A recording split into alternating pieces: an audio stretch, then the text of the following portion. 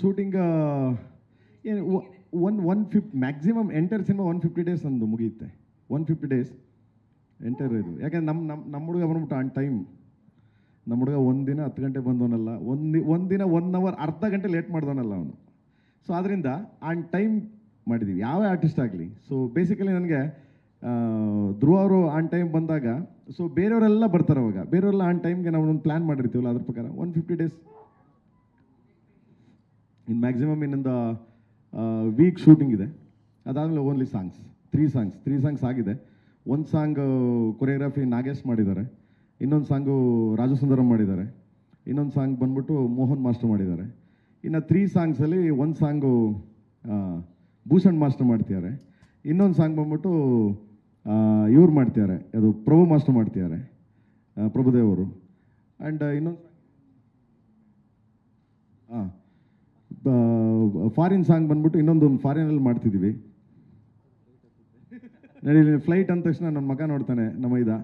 And foreign song ಅಂದ್ಬಿಟ್ಟು ಅದು ರಾಹುಲ್ ಮಾಡ್ತಿದ್ದಾರೆ. ಅಂದರೆ ಪ್ರತಿ ಸಾಂಗನು ಒಬ್ಬೊಬ್ರು ಅಂದರೆ ಈ ಸರಿ ಯಾರು ರಿಪೀಟ್ ಇಲ್ಲ, ಒಂದೊಂದೇ ಸಾಂಗ್ ಒಬ್ಬರು. ಯಾಕೆಂದ್ರೆ ನಾನು ಕೆಲಸ ಕಲ್ತ್ಕೋಬೇಕಲ್ಲ, ನಾನು ಫಸ್ಟ್ ಸಿನಿಮಾ ನಂದಿದು, ನಾನು ಹೊಸಬ. ಅವ್ರ ಹತ್ರ ಏನಾದರೂ ಕಲಿಬೇಕು ಅನ್ನೋದು ಉದ್ದೇಶದಿಂದ ನಾನು ಅವ್ರ ಅಸ್ಟೆಂಟ್ ಆಗಿ ಮಾಡಿದ್ದೀನಿ.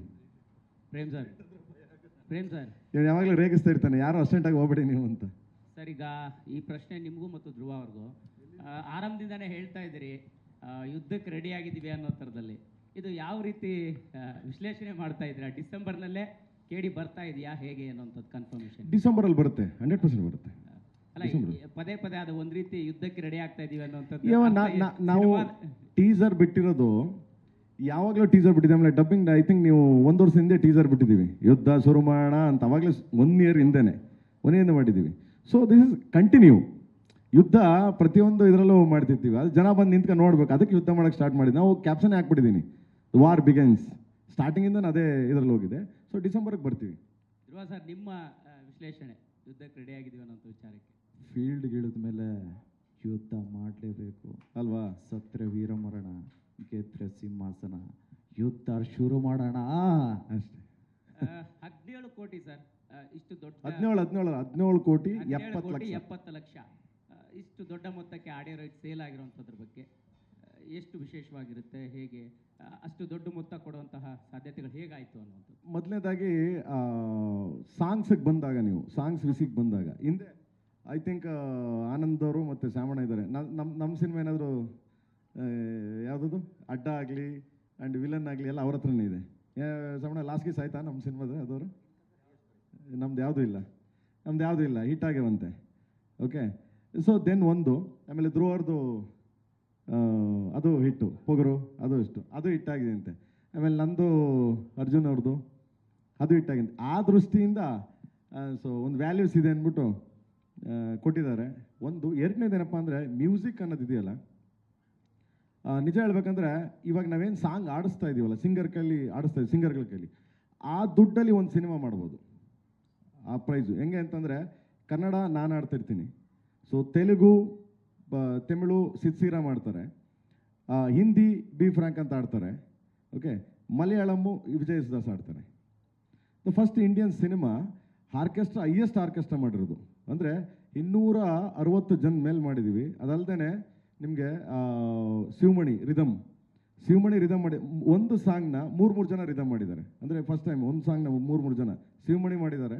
ಆ್ಯಂಡ್ ದೆನ್ ಇಲ್ಲಿ ನಮ್ಮ ಕನ್ನಡದಲ್ಲಿ ಇವರು ಯಾರೋ ಹೆಸರು ಮಗ, ನಮ್ಮ ರಿಕ್ಕಿ ಅದಾದಮೇಲೆ ಇವರು ನಮ್ಮ ತಬ್ಲಾ ತೋಫಿಕ್ ಕುರೇಶ್ ಅವ್ರು ಮಾಡಿದ್ದಾರೆ. ಅಂದರೆ ಈ ಥರ ಒಂದೊಂದು ಟೀಮ್ ಬರೀ 3 ಜನ ರಿದಮ್ ಮಾಡೋಕ್ಕೆ ಮ್ಯಾಕ್ಸಿಮಮ್ 60 ಮೆಂಬರ್ಸ್ ಮಾಡ್ತಾರೆ.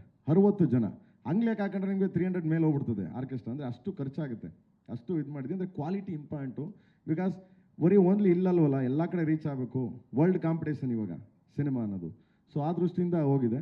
ಆಮೇಲೆ ಹಿಂದೆ ಒಂಚೂರು ಮಾರ್ಕೆಟು ಅಲ್ಪ ಸ್ವಲ್ಪ ಮ್ಯೂಸಿಕಲ್ಲಿ ನಮ್ಮದು ಏನೋ ಅಲ್ಪ ಸ್ವಲ್ಪ ಹೆಸರಿರೋದ್ರಿಂದ ಒಂಚೂರು ಮ್ಯೂಸಿಕ್ ಏನೋ ಚೆನ್ನಾಗಿ ಮಾಡ್ತಾರೆ ಕಣೆ, ಅರ್ಜುನ್ ಜನ್ಯ ಪ್ರೇಮ್ ಎಲ್ಲ ಸೇರ್ಕೊಂಡು ಏನೋ ಮಾಡ್ತಾರೆ. ಆಮೇಲೆ ನಮ್ಮ ಧ್ರುವ ಅವನೇ ಚೆನ್ನಾಗಿ ಆ್ಯಕ್ಟ್ ಮಾಡ್ತಾನೆ, ಚೆನ್ನಾಗಿ ಡ್ಯಾನ್ಸ್ ಮಾಡ್ತಾನೆ, ಅದಕ್ಕೆ ಕಾಸು ಕೊಟ್ಟವ್ರೆ. ಅಷ್ಟು ಕಾಸು ಅಲ್ಲ, ಎಷ್ಟು ಮಟ್ಟಿಗೆ ಮ್ಯೂಸಿಕ್ ಮಾಡಿದ್ದಾರೆ ಅಂದರೆ, ಒಂದು ಸಣ್ಣ ಎಕ್ಸಾಂಪಲು, ನಮ್ಮ ಎಡಿಟರ್ ಹತ್ರ ಹೋಗಿ, ಗುರು ಯಾವುದೋ ಒಂದು ಸಾಂಗ್ ಕಂಪೋಸ್ ಮಾಡಿದ್ದೀರಲ್ಲ ಅಂತಾರೆ. ಇಲ್ಲ, ಲ್ಯಾಪ್ಟಾಪ್ ಓಪನ್ ಮಾಡ್ಬಿಟ್ಟು ಹಾಕು ಅಂದರೆ, ಬಾಸ್ ಓಪರೇ ಆಗಲ್ಲ ಬಾಸ್, ಅಷ್ಟು ಟ್ರ್ಯಾಕ್ಸ್ ಇದೆ ಅಂತಾರೆ.